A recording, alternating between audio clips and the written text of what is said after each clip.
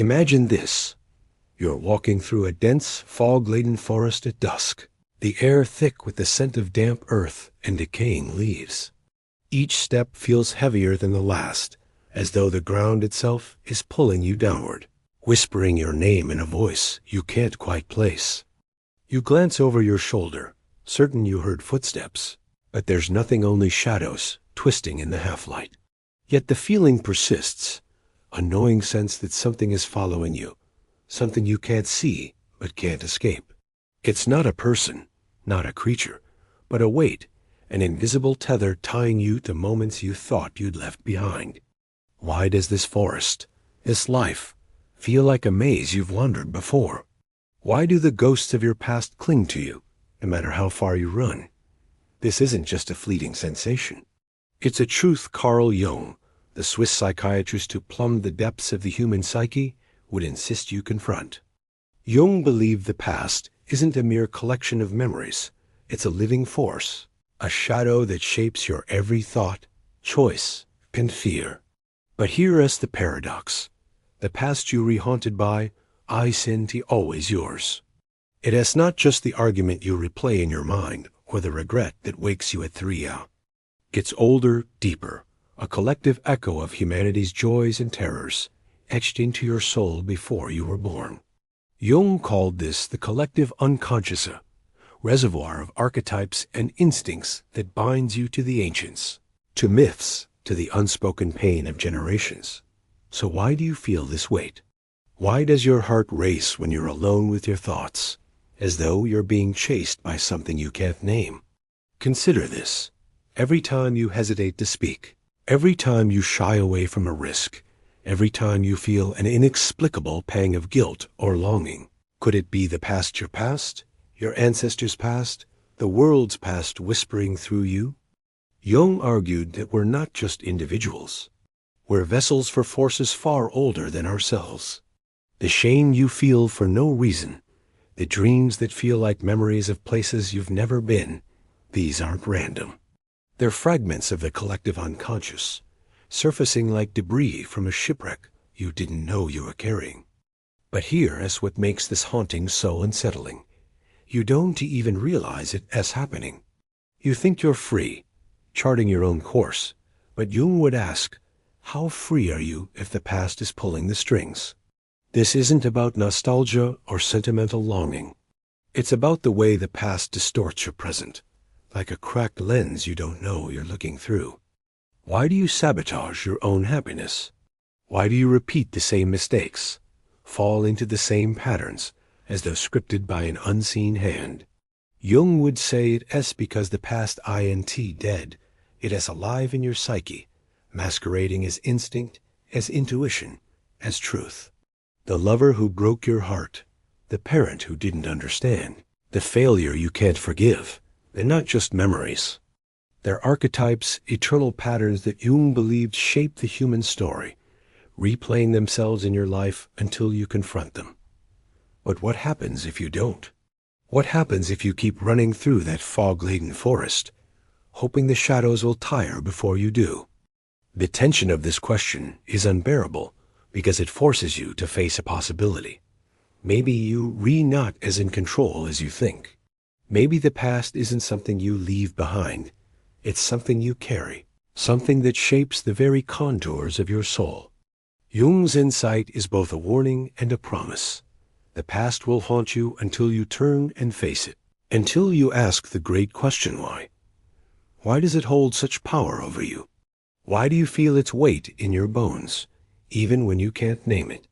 This question isn't just philosophical. It's existential, psychological, urgent. It demands you look into the abyss of your own mind and ask, what is this force that binds me to what was, and how do I break free? You're standing at the edge of that abyss now, the fog swirling around you, the shadows whispering. The path forward isn't clear, but one thing is, you can't outrun the past. Jung knew this, and he left a map away to understand why it haunts you and what it is trying to tell you. The question is, are you ready to follow it? Are you ready to step into the fog and uncover the hidden problem that lies at the heart of your haunting? The fog thickens as you stand at the edge of the abyss, the whispers of the past growing louder, more insistent. You want to move forward, to find a way out of this haunted forest, but something holds you back, an invisible chain. Its links forged not just from your own memories, but from something older, heavier. Carl Jung would tell you this is no accident. The past doesn't haunt you because you're weak or broken. It haunts you because it's woven into the fabric of your psyche, a hidden force that Jung called the collective unconscious. But why does this force exist? Why does it grip you so tightly, shaping your fears, your desires, your very identity? To answer this, you must descend into the psychological and philosophical roots of this haunting, where the truths are as unsettling as they are profound. Jung believed the human mind is not a blank slate. You're born with more than instincts. You inherit the psychic blueprint, a vast reservoir of archetypes, universal patterns of thought and behavior that transcend time and culture. These archetypes, like the hero, the shadow, or the mother, are the building blocks of the collective unconscious, shared by all humanity. They're why a child in a modern city dreams of labyrinths and monsters, why you feel a pang of awe at a sunset you've never seen before. But these archetypes aren't just poetic metaphors. They're forces that act upon you, often without your awareness. When you feel an irrational fear of abandonment, when you're drawn to someone who feels like home, when you sabotage your own success for no reason you can name, these are the archetypes at work, echoing the past through you. This is the hidden problem. You are not just haunted by your personal history, but by the collective weight of human experience. Jung argued that the collective unconscious is like an ancestral memory, carrying the triumphs and traumas of countless generations. The betrayal you can't let go of? It's not just yours. It's the archetype of the betrayer, played out in myths, in wars, in the stories of gods and mortals. The guilt that gnaws at you? It's the shadow, the dark mirror of your psyche, reflecting not just your flaws, but humanity's eternal struggle with its own darkness. This is why the past feels so alive, so inescapable. It's not a memory. It's a living current, flowing through you, shaping your choices before you even make them. But why does this force persist? Friedrich Nietzsche, a philosopher whose ideas resonate with Jung's, offers a clue. Nietzsche spoke of the will to power, the drive to assert one's existence against the chaos of life. Yet he also warned of the eternal recurrence, the idea that you're doomed to relive the same patterns unless you confront them. The collective unconscious, in Jung's view, is the stage where this recurrence plays out. You repeat the past not because you're careless, but because the archetypes are scripts, and you're an actor who doesn't know the play. Every time you fall into the same toxic relationship, every time you shrink from a challenge, you're not just failing, you're reenacting an ancient trauma, one written long before you were born. This hidden force isn't just psychological, it's philosophical, even existential. Jean-Paul Sartre, the existentialist, would argue that you're condemned to freedom, yet you flee from it, clinging to the past because it's familiar, even when it's painful. The collective unconscious exploits this cowardice, filling the void of your freedom with archetypes that feel like fate. Society amplifies this too. Cultural norms, family expectations, the stories you're told about who you should be, they're all laced with the past, reinforcing the archetypes that bind you. The hero who never questions, the martyr who suffers in silence, these are not just ideals. They're traps, keeping you tethered to a narrative you didn't choose. The tension of this truth is almost suffocating. You want to believe you're free, that your choices are your own, but Jung, Nietzsche, and Sartre would shake their heads. The past haunts you because it's not just behind you, it's within you, a psychic undercurrent that distorts your reality. Every decision you make, every emotion you feel, is filtered through this lens of archetypes and collective memory. And the deeper consequence? You're living a half-life, a shadow of who you could be, because you're serving a script you didn't write. But this isn't the end of the story. The weight of the past is heavy, but it's not immovable. The question now is, what happens when you keep running from these ghosts? What unseen consequences ripple out, shaping your life and the world around you? The answer lies just beyond the fog, waiting for you to step closer. You step deeper into the fog, the whispers of the past now a chorus, their voices blending into a hum that vibrates in your chest. You want to believe you can outrun them, that if you just keep moving, the weight of the collective unconscious will fade. But Carl Jung would stop you here, his gaze piercing through the mist. The past doesn't just follow you. It shapes you, silently, relentlessly, in ways you don't even notice, until the cracks in your life begin to show. The unseen consequences of this haunting are not abstract theories. They're the quiet forces that twist your relationships, your choices, your very sense of self. To ignore them is to let them rule you. So, what happens when you let the past hold the reins?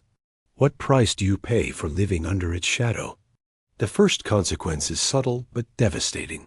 You become a stranger to yourself.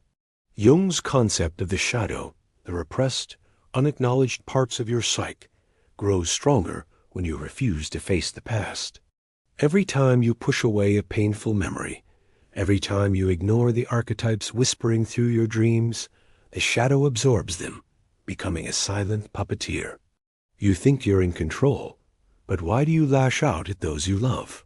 Why do you feel a vague, unshuckable discontent, even when life seems fine? Cognitive science backs this up. The brain's default mode network, active when you're lost in thought, often replays unresolved emotions, wiring them deeper into your neural pathways. The past doesn't just haunt you, it rewires you, making you act against your own interests without knowing why. This disconnection spills outward, poisoning your relationships. The archetypes Jung described, the anima, the animus, the trickster, aren't just inner forces.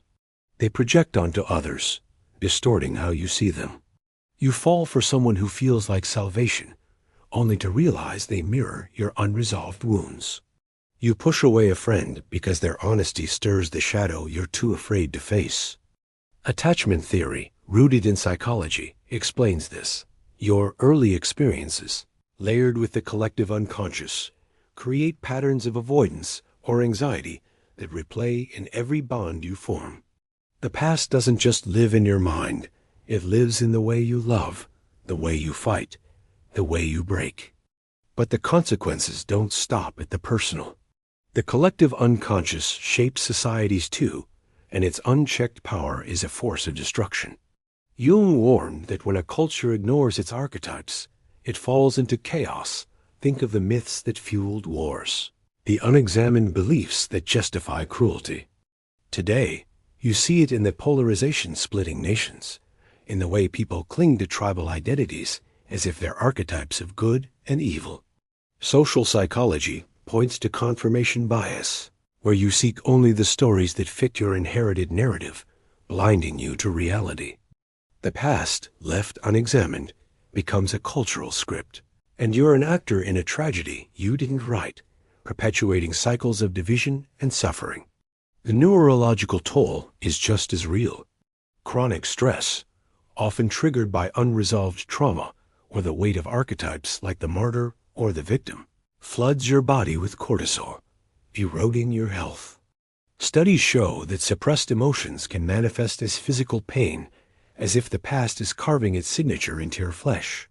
You might call it anxiety, depression, or burnout, but Jung would call it the psyche crying out for integration. The longer you ignore the past, the louder it screams, until it's not just haunting you, it's consuming you. And yet, the most insidious consequence is existential. You lose your purpose. Viktor Frankl, the psychiatrist who survived the Holocaust, argued that meaning is the antidote to suffering. But when the past rules you, it drowns out your ability to find that meaning. The archetypes, left unchecked, trap you in their stories, endless cycles of striving, failing, regretting. You chase goals that aren't yours, driven by the hero archetype or the collective's demand for success. You wonder why you feel empty, even when you've checked every box. The past doesn't just haunt your present, it steals your future, leaving you tethered to a life that feels like someone else's. The urgency of this truth is suffocating. You can't keep running through the fog, pretending the shadows will vanish. The past is not a passive memory, it's an active force, and its consequences are compounding, reshaping your mind, your relationships, your world. But there's a spark of hope in this darkness, a whisper of rebellion. Jung believed that to face the past is to reclaim your power, to rewrite the script. The question now is, how do you break free? How do you turn and confront the ghosts, not with fear, but with defiance? The path to liberation is just ahead, but it demands courage, a courage you're only beginning to sense within you. The fog is suffocating now, the shadows of the past pressing closer, their whispers no longer subtle, but a cacophony demanding your surrender. You've felt their weight, how they twist your thoughts, fracture your relationships, and steal your purpose. But here, in this moment, something shifts. A spark ignites within you, a refusal to let the past write your story. Carl Jung would nod knowingly. This is the rebellion, the moment you turn to face the ghosts, not with fear, but with a fire that says, no more. Breaking free from the collective unconscious and its archetypes isn't easy. It is a radical act of defiance, a rewiring of your psyche. But it's possible, and the path begins with a single revolutionary question. What if the past doesn't own you? Jung's first lesson in rebellion is to confront the shadow, the dark, repressed parts of yourself where the past festers. This isn't about self-criticism, it's about courage. Imagine sitting with your deepest shame, your unspoken fears, not to judge them, but to understand them. Jung called this individuation, the process of integrating the shadow into your conscious self. Start small. Write down a moment you can't forgive yourself for. Ask, why does this haunt me? What archetype the victim, the betrayal lies in this memory? Studies in cognitive behavioral therapy echo this. Naming your emotions disrupts their power, shrinking the amygdala's fear response. By facing the shadow, you strip the past of its secrecy, its ability to control you from the dark. But the rebellion goes deeper. You must challenge the archetypes themselves, those ancient scripts that dictate your behavior. Jung believed archetypes are neutral.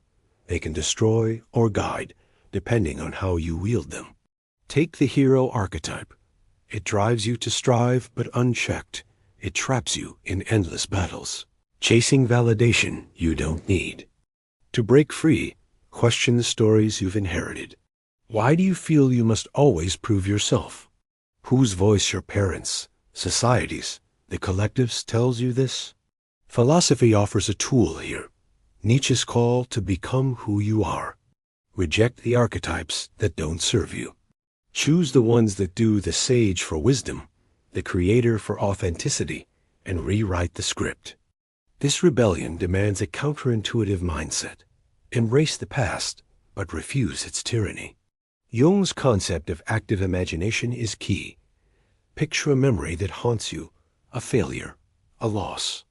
Now, in your mind, dialogue with it. Ask, what do you want from me? What are you teaching me? This isn't woo-woo. It's psychological alchemy. Neuroscience supports this. Visualization activates the prefrontal cortex, helping you reframe emotions and reduce their grip.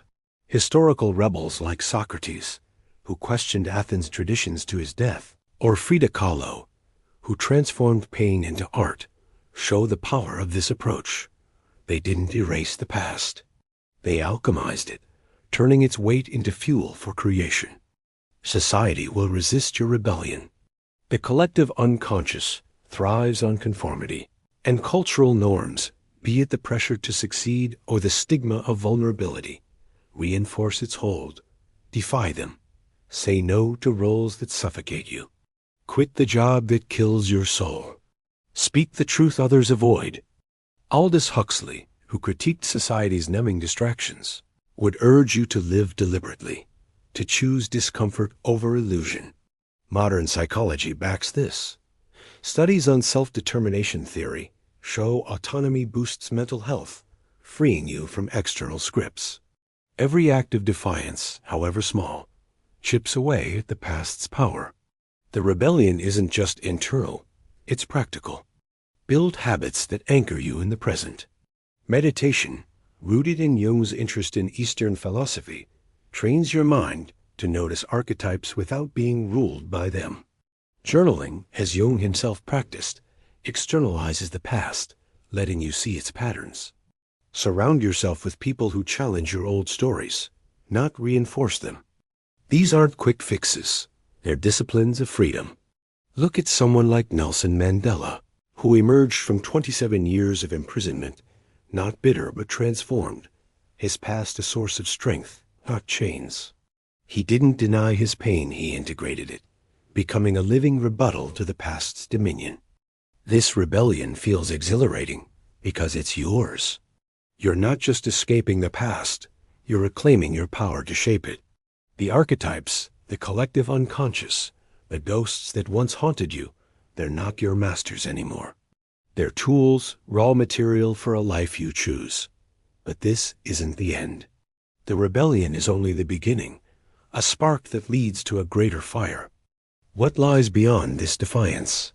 What ultimate truth waits when you've stripped the past of its illusions and stand, unburdened, in the light of your own making?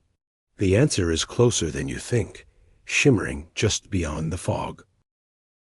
You've fought your way through the fog, faced the shadows, and claimed your rebellion.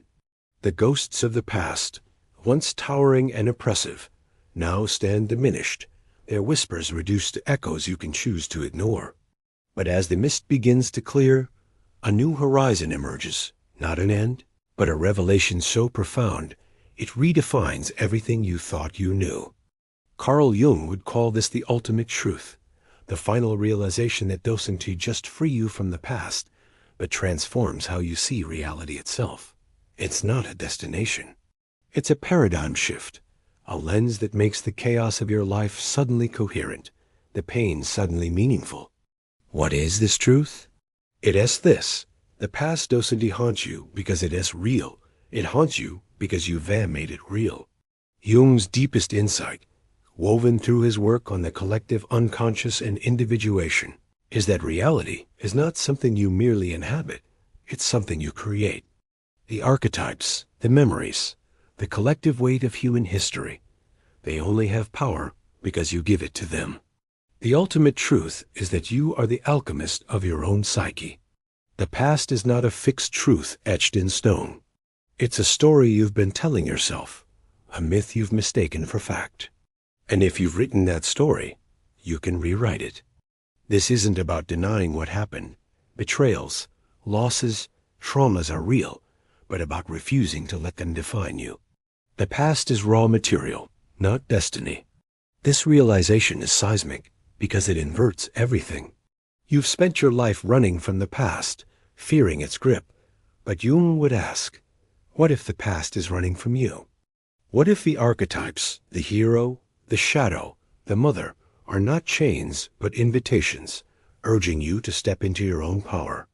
The collective unconscious isn't a prison. It's a canvas, a vast tapestry of human experience that you can weave into something new.